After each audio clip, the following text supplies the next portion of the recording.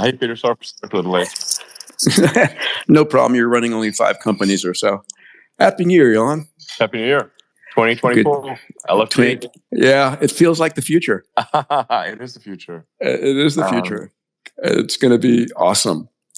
I'm hoping we get a little bit of conversation on some hope and good news for folks on this Spaces.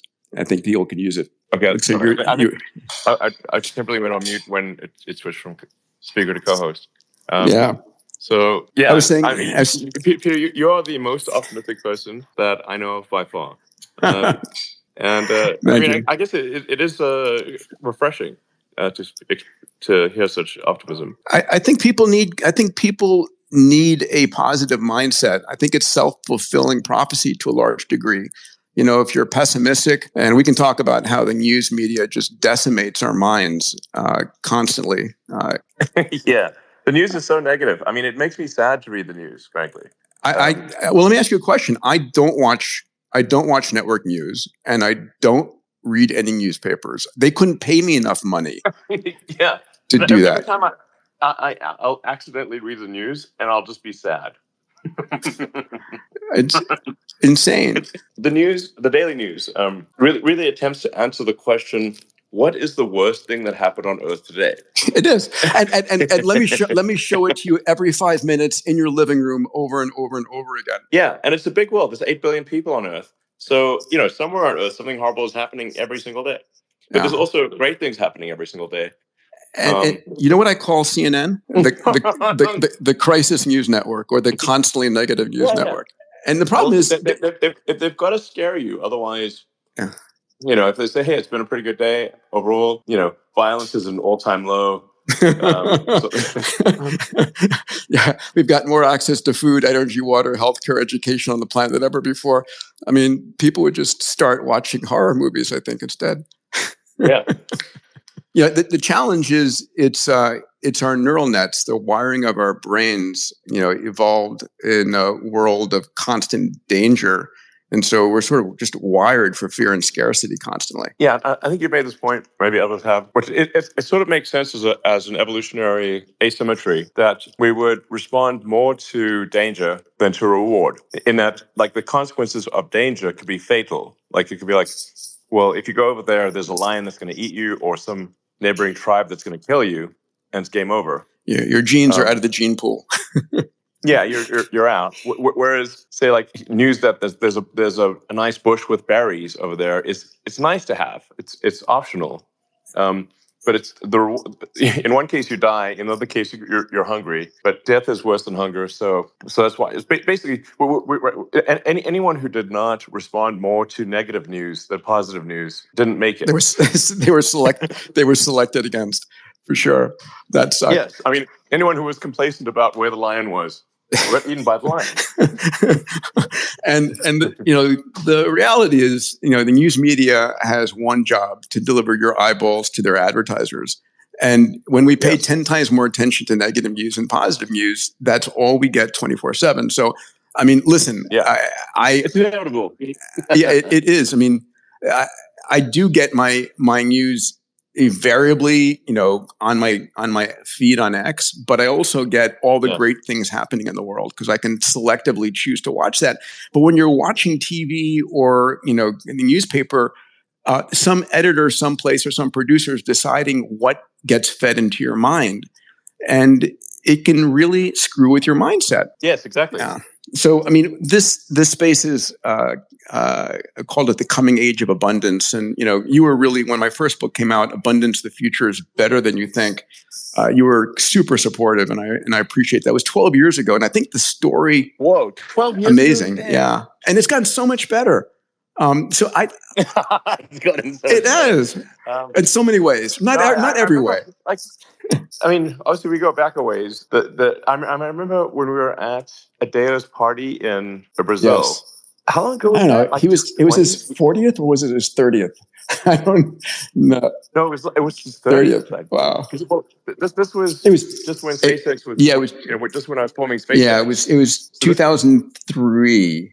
Thereabouts. It was just before the X Prize was won, right? I was trying to convince you not to build rockets. 21 years ago, like you can have a kid that could legally drink by now, or legally have kids. Yeah. Yeah.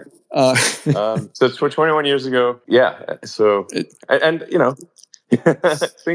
things are mostly better. I want to give everybody listening a dose of hope and optimism on the abundance side, because the world has gotten better in so many ways. All you hear about is the negative constantly. And I think that's going back to our sort of core dystopian mindsets from, evolving 100,000 years ago. But if we just look at some of the areas, right? So like global extreme poverty, right? I mean, what's a more important metric? Here are the numbers. 90% of the world was in global extreme poverty in the 1800s. In 1981, it was 42%. Today, it's under 10% of the world, right? Yeah. Hunger is actually rare, and it used to be common. Exactly. And another one is obviously one area that you're leading the charge on is energy. We used to kill whales to get whale oil to light our nights. Then we ravaged mountainsides. Then we drilled kilometers under the ground. And what's the figure? It's like 8,000 times more energy hits the surface of the sun, surface of the earth from the sun, than we consume as a species. I mean, what's the rate at which batteries and solar is increasing? It must be massive. Yes, I mean, at Tesla, we've made a couple of presentations.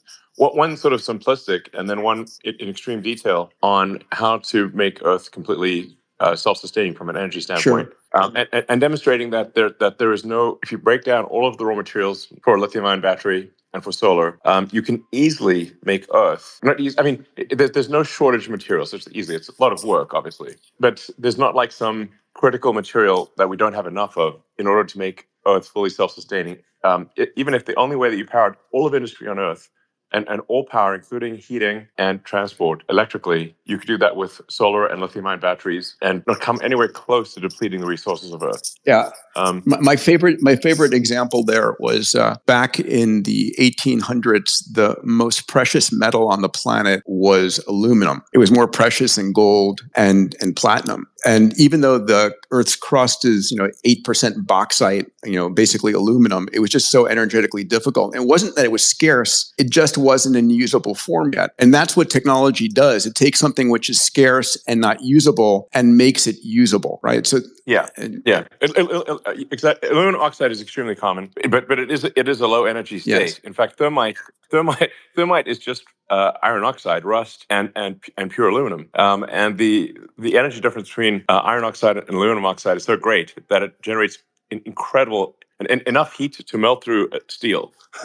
So that's what thermite is. Yeah, you do need a lot of energy to turn aluminum oxide into aluminum. But yeah, in World War II, there was a massive scarcity of aluminum for aircraft. Sure. In fact, in Britain, the Mosquito sort of fighter bomber was made of mostly of wood, but it was done with it was basically an early form of composites, but using stiff wood on the outside and light wood and like balsa as a sandwich structure. It's pretty clever, and the whole thing was intended to address the shortage of and then we get technology, we get better mechanisms of extracting the aluminum from the aluminum oxide from the bauxite, and this happens over and over again. In fact, that's just what we do. I mean, I think the number was last year in 2023, or maybe in 22, we had more new electricity production from solar than from any other form. And you've done an extraordinary job on battery production.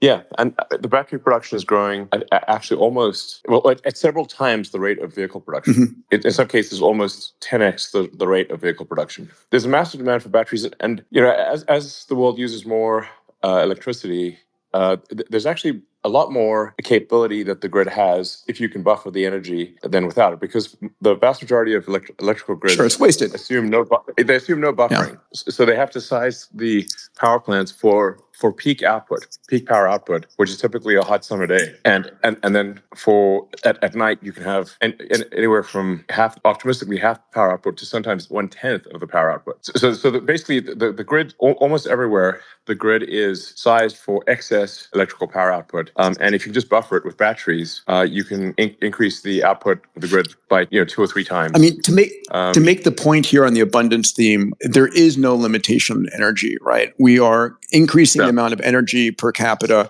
And there's a direct correlation between the GDP of a nation and its energy production, right? And the direct correlation between health and education and energy. Everything scales as you increase the energy per capita of a nation. And so another category, communications, another area that you're revolutionizing.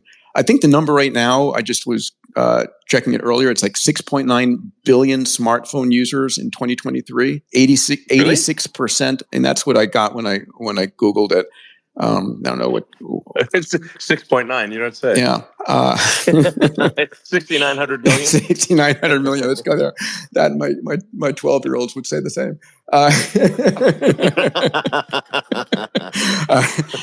It's like 85% of the planet's got a smartphone. Well, I mean, if you add up the total number of smartphones ever made, it exceeds a population. Oh, well, I think it's amazing. So we've gone from like zero telephony to the vast majority of the planet in under a century. You know, global internet as well, the same thing. And did your next iteration of Starlink spacecraft have gone up? The direct to cell phone? Yes, that just went up. You know, we still have to prove that it works and all, but we're confident that even if these early satellites don't work, we're confident from a physics standpoint that it can work. Yeah. It is a challenge because we have to emulate a cell tower on the ground in order for the phones to accept the signal.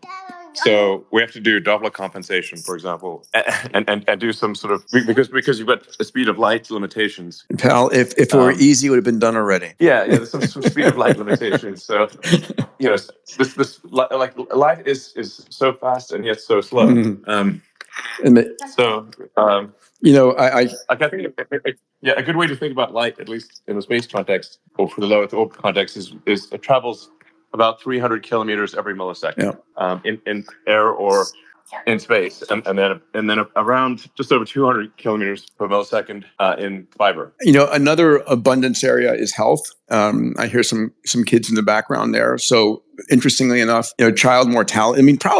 I mean, this is the one that hits me the most in terms of increasing abundance. Child mortality under the age of 5 was 42% a couple hundred years ago. It was a coin flip of whether your kids survived. It's decreased now to under 5%, and it's gone down by 50% in the last 30 years. Just childhood mortality and women dying in childbirth, all of these things people don't think about when they're listening to All in News and all the issues. And then life expectancy, my favorite subject, has gone up from 30 years old to 75 plus.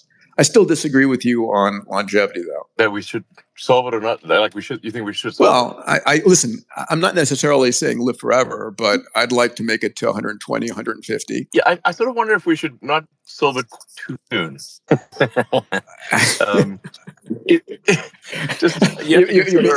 Presidential elections. Who's going to get life expectancy first? And do you really want them to get that life expectancy first? Well, I think being able to have the vitality, the cognition, the physical prowess, that you have when you're in your 40s or 50s through the age of 100, that's my goal. I mean, you want to make it to at least 100, don't you? Well, I guess it does depend on whether have dementia. I don't think I'd want to be a burden on society or have dementia and not know what's going on. I'd prefer to be dead. Well, yeah, I think that's for sure. But let's assume that you had, all the cognitive power you have today and your physical strength. Is there any reason why you wouldn't want to, have an extended lifespan or health span? Yeah, sure. I think we end up, there's such a strong forcing function for life extension or health span extension that I think we will see advancements in that area, whether I want them to be there or not. And actually, my opinion on the subject is that I think it's actually not that hard to solve, because if you just consider arguments of symmetry, quite helpful. The cells in our body all age at basically almost exactly the same speed. Like I've not seen anyone who has an old left arm and a young right arm. That's correct. I've never seen that, not even once. Yes. But, so how are the cells communicating? And what is synchronizing their behavior? There's a very clear mechanism for synchronizing aging among the 30 to 40 trillion cells in your body. Like, depending on your body mass, you're typically going to have 30 to 40 trillion cells. That's correct. Keep, I mean, keep in sync. I mean, the other reference proof point is, bowhead whales, one of the largest mammals, can make it to 200 years repeatedly. Greenland sharks can make it to 500 years and have babies at 200 years old.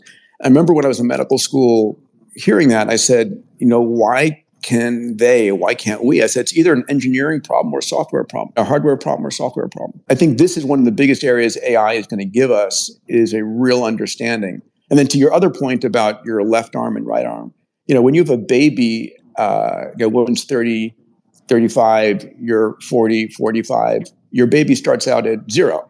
I do find it remarkable that we decompress from a single cell to an adult human, and then we, to procreate, compress back down to a single cell. That is fascinating. You look, you sort of look at yourself as this, blastocyst and say, like, I haven't changed a bit. Here we go again.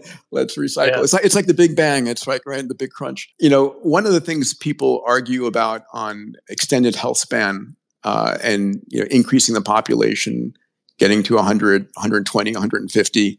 And there's a concept called longevity escape velocity, right? That there's going to be a point at which for every year you're alive, science is extending your life for more than a year.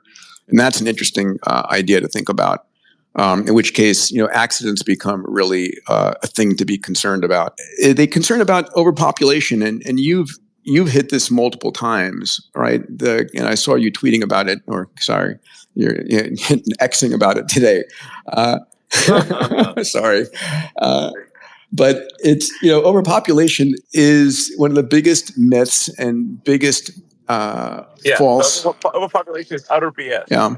It's such nonsense. Earth is underpopulated, not overpopulated with humans. Yeah. Look out the window when you're flying across the country. It's empty. Absolutely. Yeah. Exactly. It's like, if you said, like, if your goal was to, like, flying from LA to New York to drop a bowling ball on a human, you would fail. So, one of my goals, I think the greatest gift we can give people in this abundance world is increased health span. I mean, when you think about what people want, they want happiness and they want health, right? No one wants to die in a painful cancer or dementia. Yeah. And, I have extended to you many times, my friend, come down to Fountain Health. Let me put you through our program. The world needs you around for another 30 years. What should I do? Let's say. Well, so there are two. What actions can be taken? There are two quite. This could be helpful for listeners. No, there are two on this discussion. Yeah. So there are three things you need to know. Number one, is there anything going on inside your body that you don't know about? So the body is amazingly good at hiding disease. We found in our seemingly healthy adults, 2% have a cancer they don't know about. 2.5% have an aneurysm. 14.4% either have metabolic disease, coronary disease, neurodegenerative disease, and so your body is incredibly good at hiding disease, right? So you don't actually feel any cancer until stage 3 or stage 4. 70% of all heart attacks have no precedence. Your body is compensating constantly. And, for most of us, we know more about what's going inside our cars or our airplanes than we do our bodies. Yeah, I had a question for you. How many sensors are going up on Starship when you're launching? How many sensors are on board that vehicle, rough order of magnitude, getting back data? Well, I guess when you count everything up, there's several thousand sensors. And if I were... there are 33 engines, so they count for the bulk of the sensors. Sure. But you also have stress sensors and looking what's going on in the structures and avionics and communications across all the subsystems. If I ask you how... 39 engines, including the upper stage. There's several thousand sensors.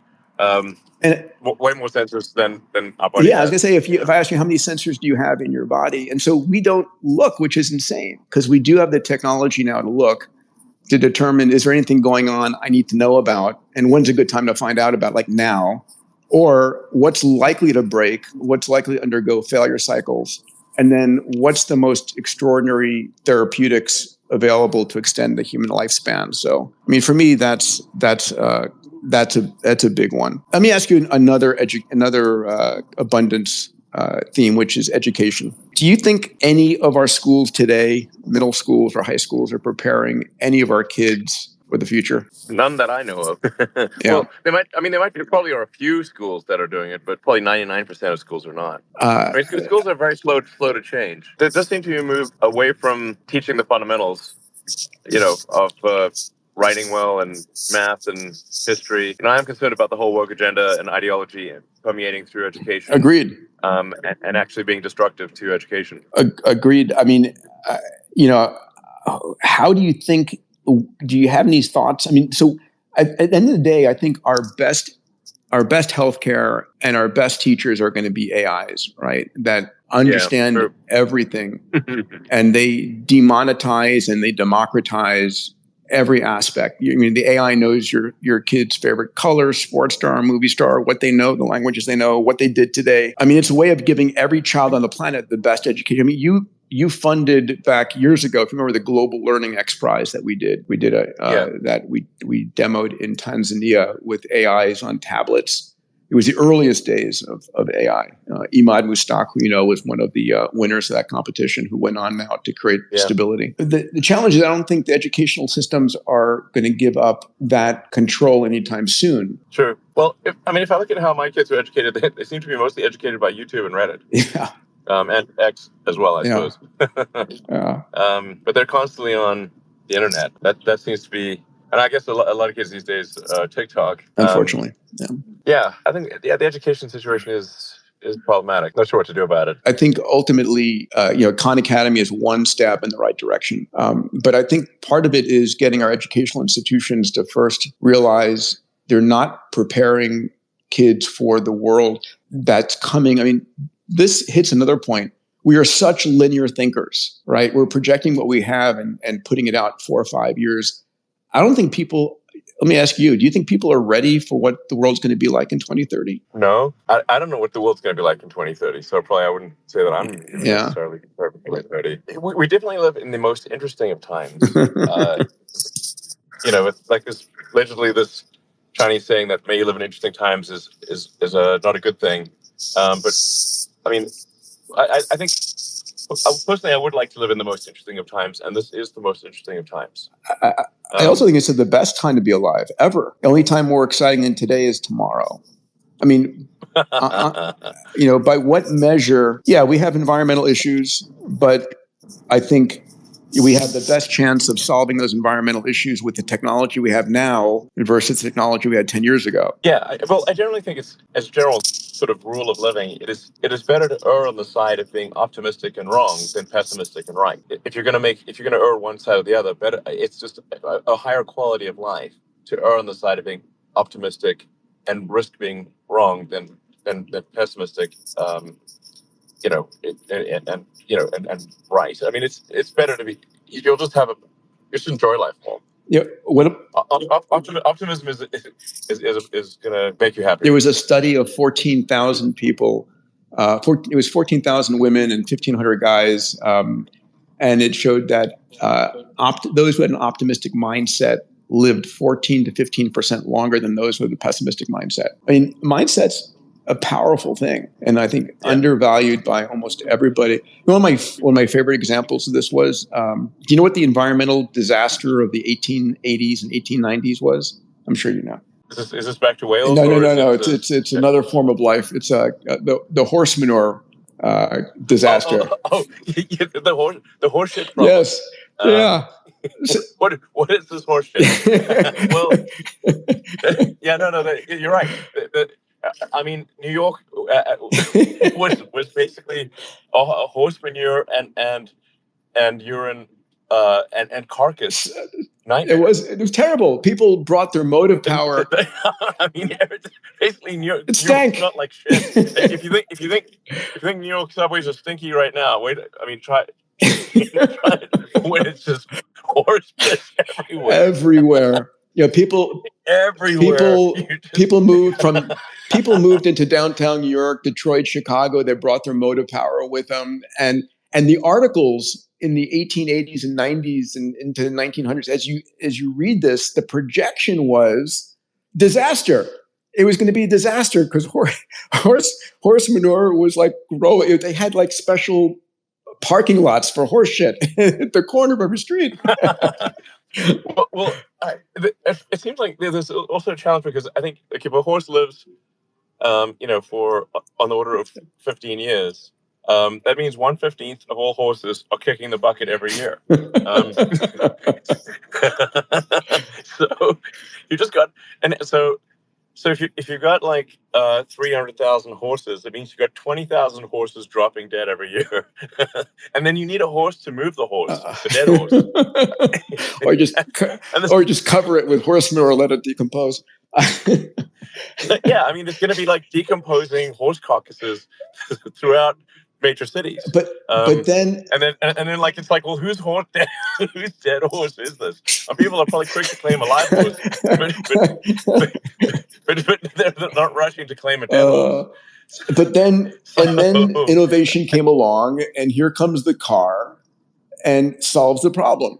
And I think that's the problem that we keep on forgetting. We forget that we are incredibly innovative at solving problems. That's what humans are amazing at. Yeah. True. On the whale front, I don't know if you know. Back to the whales. It's a whale of a tale. Whale tales. Okay. So a lot of people think that the low point on whale population was in the 1800s because whales were being hunted for whale blubber and whale oil. Yeah, but actually the low point by far was in fact in the mid 20th century because of a bureaucratic error in the Soviet Union. Okay. This I have to hear. They would always have these 5-year plans and quotas for whale tonnage. Now they didn't actually have even whether the whale tonnage was usable tonnage in any way. They just had a quota for whale tonnage, and what they would do in the Soviet Union is they would just keep increasing the quota of everything every year, every 5 years. So the whale tonnage just got higher and higher and higher. and if you're a captain and you had a high whale tonnage, you'd get a medal and a raise. And if your whale tonnage was low, you'd be sent to the gulag. You get what you incentivize, baby. Yes, incentives matter, and so it just got to absurd levels. And you had Soviet whaling ships like going into U.S. and Australian waters to desperately trying to find whales, and then they would catch the whale, weigh the whale, and then dump the carcass overboard. Oh my God. I mean, there's a whole internet rabbit hole that you can go down on this, and it which is basically a lesson in the follies of central planning. So, this is the problem of keeping laws on the books way after they're useful to society. Well, we do actually have a fundamental issue with the accumulation of laws and regulations because they are immortal, and humans are mortal, as we were just discussing. Life extension. So naturally, every year you're going to have this accumulation of laws and regulations until eventually everything is illegal. I mean, everything is illegal. Everything is illegal. Yes, nothing is allowed because you're overlapping laws and regulations, and some of which are in fact contradict each other. So that whether you go left or right, both left and right are illegal. My God. It like SpaceX is. Shame on the DOJ in this respect, in this particular case, where the DOJ, as you may know, is suing SpaceX for hiring only permanent residents and citizens of the U.S. The reason that we did this was because we were told very clearly that if we did not hire permanent residents of the United States, that would constitute a violation of international trade, traffic and arms regulations, ITAR, and the entire executive team of SpaceX and the board would go to prison. Sounds like a good motivation. Yes, and so we were literally told this by the government in very clear terms. And you're well aware of ITAR. I am well aware of it. Yes, it's a nightmare, and we would like to hire which by the way, puts us in a non-competitive world against other nations. Yes, it's pretty bad. Yeah. So then the DOJ, is suing SpaceX for not hiring asylum seekers. Now, important point here: not asylum those who've been granted asylum, those who are seeking asylum. There's a lot of those. There's a lot of people seeking asylum. Yes. So we're damned if we do, and damned if we don't. So if we hire someone who's not a permanent resident, we're breaking the law, and if we don't hire someone who's not a permanent resident, we're breaking the law. So this is an example of the madness that we're facing. Buddy, I want to compliment you on something and I've known you for long enough to have seen you gone through this, where you have bet everything over and over again. You've bet your entire fortune, gone into debt to do the things that you believe in. And I have a question to ask you, which I've been dying to ask, and I'm going to start making this known. There are so many billionaires on the planet who have tens of billions and hundreds of billions of dollars who are effectively sitting on it and not changing the world, not putting it in, other than for increasing its return, which is not a bad thing. I think the more wealth and free energy there is out there to do things. Can you speak to that? I don't know if you're willing to, but there are a few people like Mark Benioff and Eric Schmidt and yourself top of the list, who invest on making the world a better place, solving global grand challenges. Sorry, I just have some kids and stuff around. No problem. Family noises in the background. Yeah, I do think that smart people with resources should care about the good of civilization, the future of civilization, even if even if they're not particularly altruistic, because you cannot exist in absent civilization. If civilization collapses, it's all over. There's like people who've got like these sort of bunkers in other countries or Hawaii or whatever. And I'm like, listen, do you really think that you're going to make it in an apocalyptic situation? Like they'll come and find you in that bunker, and they'll pry you out and get your stuff. And it's going to suck anyway. So really, smart people with resources, any smart person with resources, they just have some long-term perspective. I mean, listen, it's you and Jeff Bezos right now who've got the biggest long-term perspective. And I'm just curious about, how do you incentivize other people to really help the world accelerate, and make the world a more productive place, right? The best way to become a billionaire is to help a billion people. The world's biggest problems, the world's biggest business opportunities. Well, I guess maybe we should just talk to people more, talking to them, and I think it's perhaps just raising conscious awareness the fact that there is no living without civilization. One doesn't actually have to make an altruistic argument. You can actually, make even if it's a purely self-seeking argument, but life would be miserable without civilization. And if you want to know what life is like without civilization, just go try living in the forest naked for a day, and you will be naked and afraid, and quickly realize civilization is awesome. You have to eat bugs and get eaten by bugs. Yeah. And we're so interdependent upon each other to enable the state of technology and capability we have today. I'm curious, is there anything that you think that isn't becoming more abundant out there, or anything that we have an abundance constraint on? I'll just mention, answer that first. Then I want to come and talk about the carbon removal X Prize that you funded. 1 second. We're creating abundance of food, energy, water, healthcare, education.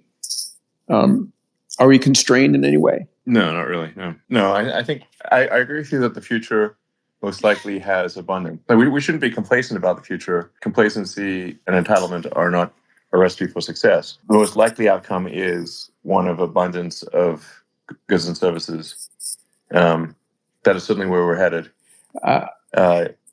When I saw you last, it's highly likely where we're headed. Very likely. Yeah. When I saw you last, you said definitely abundance after AGI. And I saw, when you were talking about Optimus, which is awesome, by the way. Let's just start with that. Congratulations.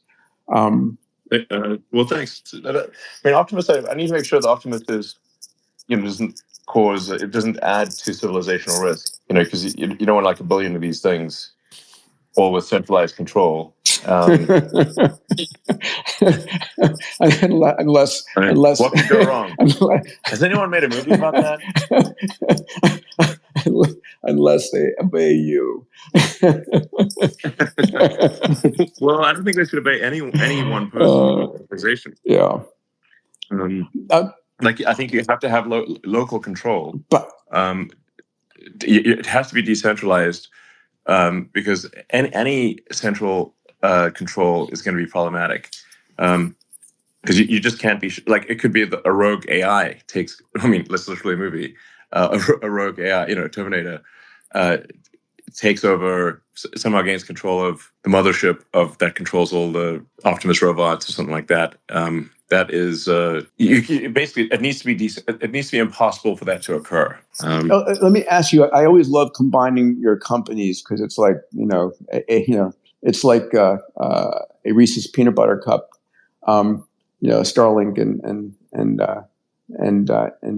Starship together. How about Optimus and Neuralink? When can I plug into an Optimus with my Neuralink connection? Well, hopefully the first Neuralink in a human will hopefully be soon, within the next, maybe this month or next. Now, this is really just at first trying to give quadriplegics and tetraplegics the ability to control their phone and computer. It's basically like the first product is telepathy, essentially, or telekinesis, and then the second product, sort of tentatively called blind sight, where we can restore sight even if somebody has lost both eyes and their optic nerve. Amazing. Go straight to the visual cortex. Yeah, exactly. Now, these things all already work in monkeys, and I'd just like to reemphasize: no monkey has ever died because of a Neuralink, and we treat our monkeys extremely well. Last time I spoke to you about this, you were playing Pong against Pager. That's right. Actually, it turns out monkeys love playing video games. They're really just like us. I mean, they love eating snacks and playing video games. I'll tell my 12-year-old boys about that. Yeah, I mean, you see the video of Pager playing, monkey mind pong, just playing pong telepathically.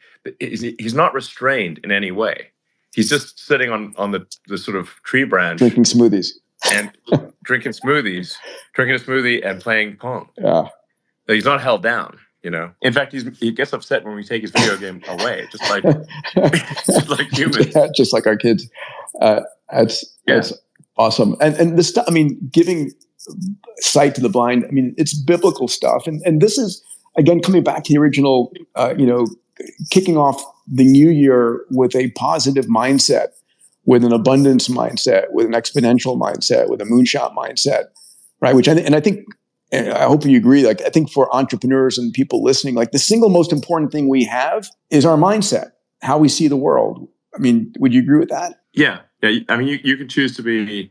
I mean, happiness is a decision. Largely. There's obviously people that have chemical imbalances, but for most people, the difference between being happy and unhappy is deciding to be happy. Amazing. And I want to take a second for everybody listening to point something out. Elon, it was 2021. I was texting with you, and I said you should fund another X Prize. You funded an X Prize years ago on teaching kids in the middle of Tanzania reading, writing, and arithmetic without any adults, no schools around, just on a tablet they were handed, and the software had to teach them, and it was an amazing success. And then in 21, I asked you if you'd do an X Prize on carbon removal, and you said yes almost instantly, and we launched it 3 months later. It was like the fastest yes to an X Prize launch ever. So thank you for that. I want to give you a quick update on it if I could.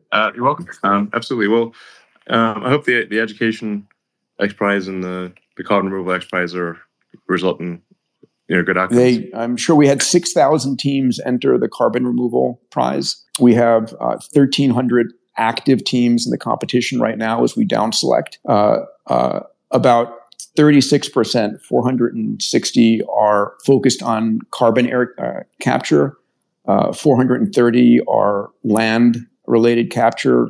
240 are ocean-related capture. We've given away 20 million of your money already, 5 million to students, and 15 million to $1 million to the top 15 teams. And the finals are coming up in 2 years in Earth Day of 2025. Interestingly enough, the winning team needs to demonstrate megaton level capture that can scale to gigaton level capture. And so just the final competition is going to capture 4 megatons of carbon, which is twice what's being done on an annual basis today. So good progress so far. Great. That's good to hear. Well, as we begin to wrap up, what other thoughts for people on abundance? What other mindset thoughts do you have for folks here? I do think that the birth rate is too low for humans, as I'm always going on about that. Just longevity, baby. I'm solving it with longevity. Going to keep people alive longer. Okay, well, and robots and AI. Sure. I mean, it just the current situation is grim. Dramatic. It's grim. Yeah. I mean, a lot of countries are, if you look at say Korea and Italy, they're losing roughly half their population per generation. Yeah. That means 3 generations, they're 1/10 of their current size, and with the 1/10 that remains being very old. Yeah, the numbers for folks, the replacement number is 2.1 children per family on average, and Europe is at 1.5. Asia dropped from 5.7 in the 1950s to 1.9 today, which is crazy. North America dropped from about 3 to 1.6. We're below the replacement level in the United States, and it is an issue. I mean, we need smart people on the planet. Yeah. Well, I mean, if we don't make new humans, we won't have humanity. And even with longevity, we'll live longer, but we're not going to live forever. So I think we just need, I'm concerned that like a lot of people think that the planet is overpopulated, and that's one of the things contributing to a low birth rate. In fact, some people I've encountered think they're basically being martyrs for not having kids, and it's just not true. I think we should take the position that we actually have a civic responsibility to have kids, to at least keep the human population constant. Ideally, we should grow it, but we should at least not have population collapse, which is what we currently have. I think people fear the future. And I mean, the conversations I've heard is, I don't want to bring children into this world. It's too dangerous. AI is going to destroy humanity. The environment, we're destroying the environment and so forth. So I think part of it is getting people to be optimistic about the future versus pessimistic, which is one of, as you said in the beginning of this space, is one of my missions. If people think the world is getting better and they have a hand in making it a better place, you most definitely do. Yeah, I think people should be optimistic about the future. The Earth can handle far more humans than currently exist. The danger is not a population explosion, but population collapse. Mm-hmm. So I would just encourage as many people as possible to have kids, and ideally have a lot of kids, because they're going to make up for those who for whatever reason don't. Buy an extra bottle of wine tonight, folks. Yeah, it's a big deal. Would you let's close out on the conversation of AI and AGI, which I know a lot of people are always interested in, and there's a real fear about AI. What would you say to dissuade people? I mean, it's I've heard you say 80% probability we make it through, and we need to protect the downside. Can you speak to that?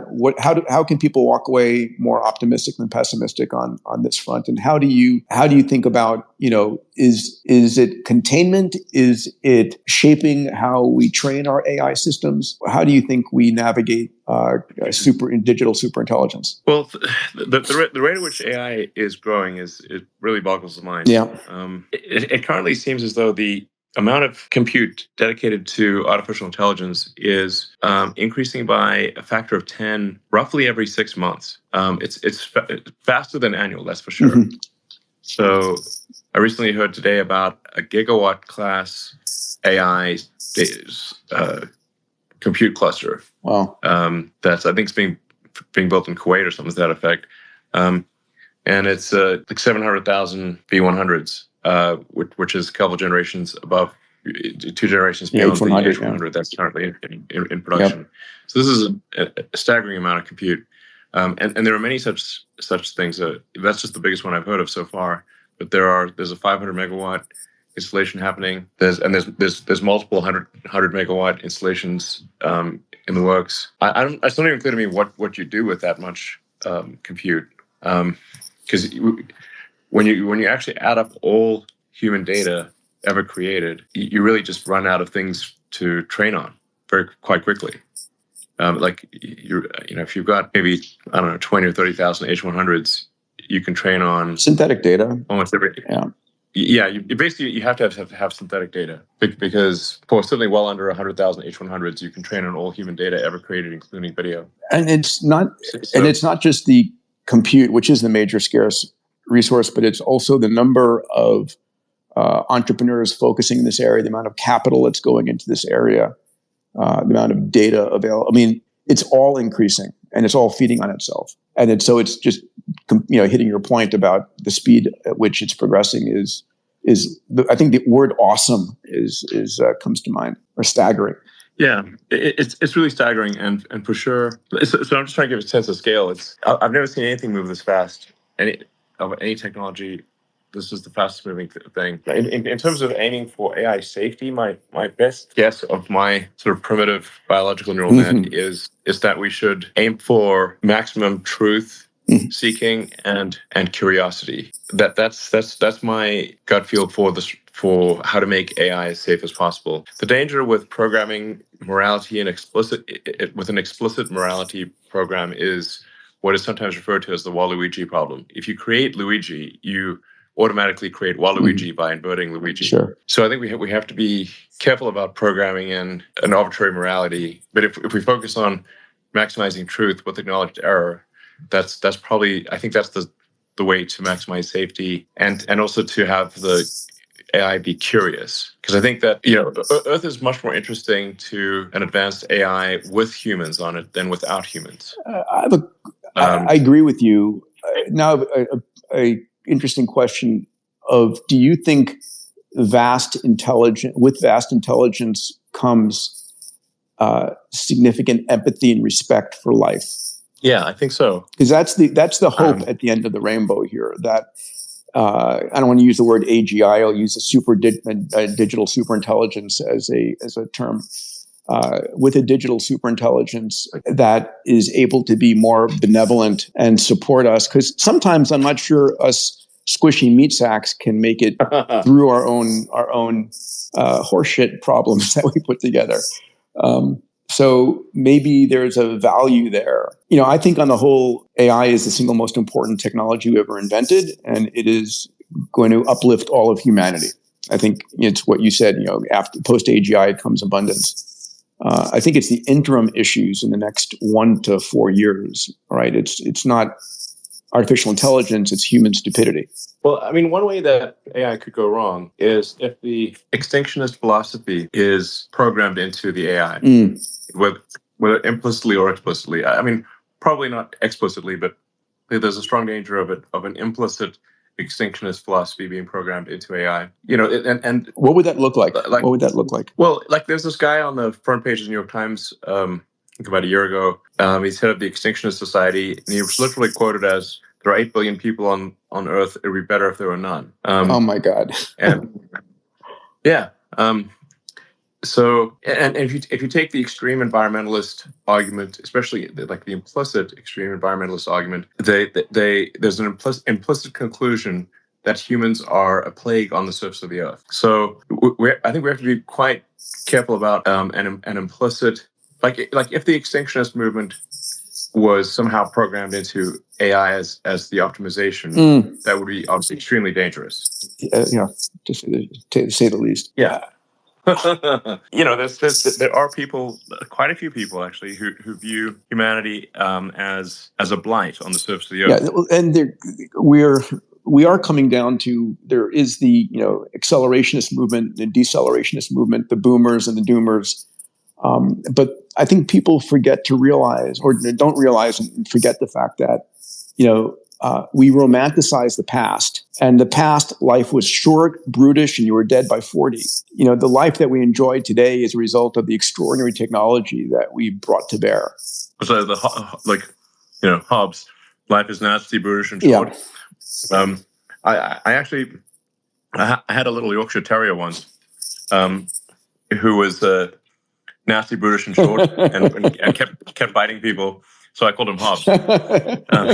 Perfect. And I would tell friends that came over, watch out for the dog. and they'd look at this miniature Yorkshire Terrier and laugh, and then he would then bite them on the ankle. And I said, watch out for the dog. That extinctionist meme is the same sort of, you discount it until it starts being a mind virus, in part, as you've called it, and it starts disrupting us. Yeah. If you convince people that we're running out of resources on Earth, that there are too many people in the world, and the only way to survive is to have far fewer people, which a lot of people are believed to be the case. And like I said, if that somehow gets programmed into AI, and that AI becomes the most powerful AI, then we're in deep trouble. Yeah, we need a counterforce to the population bomb. I mean, what an extraordinary disservice to humanity. Ehrlich's book was terrible, nightmare. Maybe the most anti-human book ever written. Yeah, for sure. But give people hope on the flip side here. Those who are saying, again, going back to, I don't want to bring up my children, because I hear this all the time, and I'm sure you do too, in an age where AI is going to destroy us. So short-term problems, long-term problems, short-term solutions, long-term solutions. You said make it curious, make it maximum truth-seeking, 100%. Mm-hmm. Is it okay to say that we're going to have issues in the short term and we're going to have to deal with them? Or do you there won't be. There will be some issues. I mean, essentially, at this point, no way to stop AI. It is accelerating whether people like it or not. That's why, together with a number of really smart people, we created XAI. Sure. Hopefully, some really smart humans will continue to join XAI and build what is intended to be a maximally truth-seeking and maximally curious AI. Anyway, I think that's really important. So, Elon, listen, on behalf of those of us, and I think everybody here listening who are pro-humanity and pro-uplifting humanity and making us a multiplanetary species and living a longer, healthier life. And the one place I disagreed with you on X is on having people live longer. People don't need to die for there to be new ideas. That the CEO of Ford and GM didn't have to die for Tesla to come into existence. So I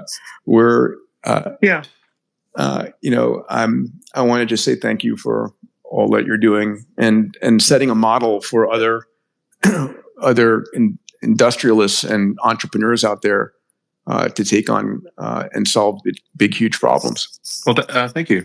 I would encourage people to be optimistic about the future. Like, err on the side of optimism. You will be happier for it, and as you pointed out, probably live longer. So, and I'm not totally against life extension. I think we want to be. I don't think we want to necessarily have people live forever. Or live for a very long, like thousands of years. I think that would potentially lead to ossification of society. It would, I think, lead to ossification of society. But I mean, solving dementia and curing cancer, I think, are good things, obviously. So I'm not sure we're actually that far apart on the life extension thing. I think we're probably mostly in agreement. We just don't want to have can you live for do you want Kim Jong-un living for 1,000 years? No, but I'd like Elon Musk and Peter Diamandis living for 150 years, and a few other 1,000 amazing entrepreneurs out there. Sure. So it's there is a challenge that a lot of people, they really never change their mind; they just die. And this is actually, I'm not sure who originally said this, but even in physics, which is extremely rigorous, that physics in a lot of cases has advanced one death at a time. Yeah, my friend Brian Keating, who's a astrophysicist, reminded me of that, and maybe it was true.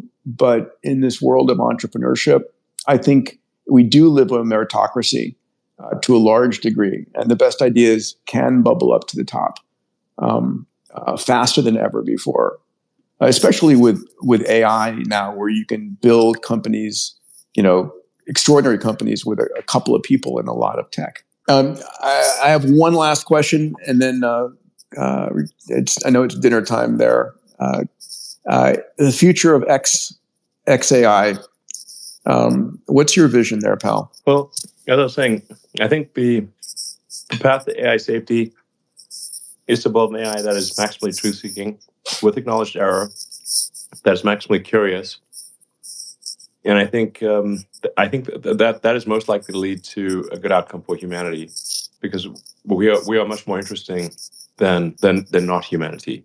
Like obviously, I'm a big fan of Mars, but Mars is much less interesting because there is no human civilization there. You take humans, for example. We could hunt down all of the chimpanzees and kill them, but we don't. And in fact, we make efforts to preserve their habitats. That is the path to a great future and a maximally positive AI is be rigorously truth-seeking, always acknowledging some amount of error, and maximally curious. And that's the goal of XAI is, and the company motto is understand the universe. And that's a good mission, and one that's going to take a bit of time. I can't wait till the first AI is able to come up with new theories of physics and new innovations. That's going to be, I don't think that's far away, and I think that's going to be one of the most awesome times ever to be alive. True. We definitely live in the most interesting times. And I actually, for a while, I was kind of depressed about AI, but then I kind of got fatalistic about it and said, like, well, even if AI was going to, end all humanity, would I prefer to be around to see it or not? I guess I would prefer to be around to see it, just out of curiosity. But obviously, hopefully, AI is extremely beneficial to humanity. But the thing that sort of reconciled me to be less anxious about it was to say, well, I guess even if it was apocalyptic, I'd still be curious to see it's like, I'll be curious to see it. I remember I was at your birthday party at one of your homes here in LA before you sold them. And Larry Page was there and Sergey was there. Oh, yeah. And we were having a conversation about living in a simulation. And the notion was, we're in the 99th level of the gameplay. And this has got to be a simulation because you couldn't, why would it be alive right now in this single most interesting time? And then the only comment was, "Don't poke the simulation, or it'll end." If we are in a simulation, the way to keep the simulation going is to keep being interesting. So, like, humans run lots of computer simulations because we don't know what the outcome is going to be, and we're curious to see. We'll run lots of simulations, like Tesla will run crash simulations, and SpaceX will run rocket flight simulations. And we only stop doing the simulations when the outcome is extremely predictable and boring. Yes. So if we're in some alien that's a great argument. That is perfect, right? When it's absolutely known. If we're not entertaining enough to the digital gods or the universe gods, they'll end the sim. Yeah, we just need to make sure we keep the ratings up. Yeah. But this is why I think, like, one of the ways to predict the future is that the most entertaining outcome is the most likely, as seen by a third party, as though we were in an alien soap opera. I love that. Yeah, so it's not necessarily good for those in the soap opera. Like, you could be watching a World War I movie and seeing people get blown up, and you're just eating popcorn and drinking a soda. But we're in the movie. Yeah. Well, let's not get dystopian here, because I think we can have a really positive outcome of a lot of other cool stuff. For sure. I think the most likely outcome is positive, and I think and I think that's partly a self-fulfilling prophecy. If you don't believe so, if you believe it's going to be a dystopian outcome, then you're going to be back on your heels, protecting yourself, not investing in the future, and it unravels. And this, And so, I think the message of this entire space is this is the most extraordinary time to be alive, the most exciting time to be alive, a time where, a lot of individuals listening on the spaces has more power than kings or queens or heads of nations had just a few decades ago. And it doesn't take a government or a large corporation to solve a problem anymore. An entrepreneur with a few H100s can do a good job. Yeah, I think we should err on the side of optimism. We should err on the side of optimism, and we should have kids. To err is human, and HEIR. and to reproduce as human. All right, buddy. Listen, thank you so much for your time. Thanks for sharing. You're welcome. All right. Thanks, Peter. Bye. Take care, buddy. Bye.